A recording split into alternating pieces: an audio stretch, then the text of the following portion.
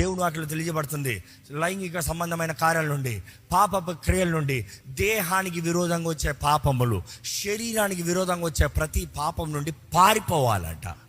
అక్కడ పోరాటం కాదు, త్రాగుడి దగ్గర పోరాటం కాదు, ఆ స్థలానికి వెళ్ళకూడదు. డోంట్ స్టాండ్, ఫ్లీ, పారిపో.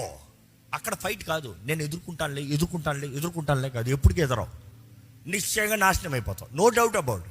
ఇక్కడ అదే సమయంలో అపవాది దగ్గర వచ్చినప్పుడు అయితే పారిపోవద్దు, నువ్వు పారిపోవద్దు. సాతాను దగ్గర నుండి నువ్వు పారిపోవాల్సిన అవసరం లేదు, వాడు నీ దగ్గర నుండి పారిపోవాలి.